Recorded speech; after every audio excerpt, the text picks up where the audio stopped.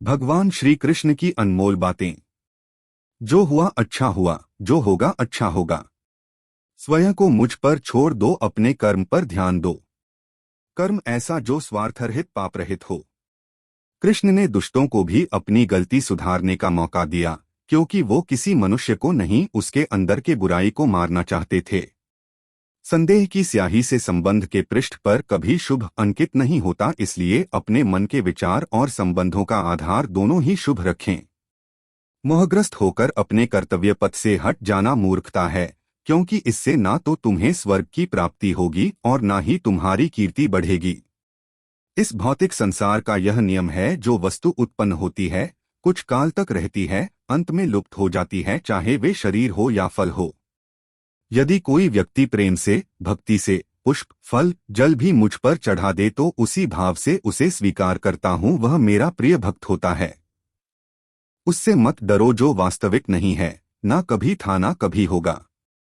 जो वास्तविक है वो हमेशा था और उसे कभी नष्ट नहीं किया जा सकता। जीवन में आधे दुख इस कारण जन्म लेते हैं क्योंकि हमारी आशाएं बड़ी होती हैं। इन आशाओं का त्याग करके देखो, जीवन में सुख ही सुख है। अपने परम भक्तों, जो हमेशा मेरा स्मरण या एक चित्त मन से मेरा पूजन करते हैं, मैं व्यक्तिगत रूप से उनके कल्याण का उत्तरदायित्व लेता हूँ। जन्म लेने वाले के लिए मृत्यु उतनी ही निश्चित है जितना कि मृत होने वाले के लिए जन्म लेना। इसलिए जो अपरिहार्य है उस पर शोक मत करो। श्री कृष्ण ने कहा है, अगर तुम्हें किसी ने दुखी किया है तो बुरा मत मानना। लोग उसी पेड़ पर पत्थर मारते हैं जिस पेड़ पर ज्यादा मीठे फल होते हैं। अंतकाल में जो मनुष्य मेरा स्मरण करते हुए देह त्याग करता है, वह मेरी शरण में आता है। इसलिए मनुष्य को चाहिए कि अंतकाल में मेरा चिंतन करें।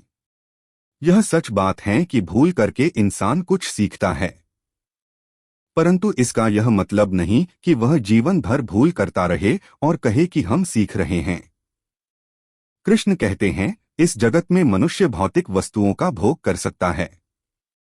अगर वे चाहे तो सब कुछ छीन सकते हैं। मनुष्य कुछ भी नहीं कर सकता। स्वार्थ से रिश्ते बनाने की कितनी भी कोशिश करें, वो कभी नहीं बनते हैं। और प्रेम से बने रिश्तों को कितना भी तोड़ने की कोशिश करें, वो कभी नहीं टूटते। क्रोध से भ्रम पैदा होता है, भ्रम से बुद्धि व्यग्र होती है, जब बुद्धि व्यग्र होती है तब तर्क नष्ट हो जाता है। जब तर्क नष्ट होता है तब व्यक्ति का पतन हो जाता है। आत्मा न तो जन्म लेती है, न कभी मरती है, और न ही इसे कभी जलाया जा सकता है, न ही पानी से गीला किया जा सकता है। आत्मा अमर और अविनाशी है।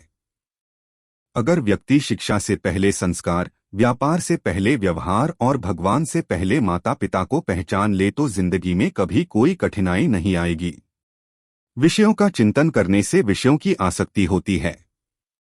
आसक्ति से इच्छा उत्पन्न होती है और इच्छा से क्रोध होता है। क्रोध से सम्मोहन और अविवेक उत्पन्न होता है।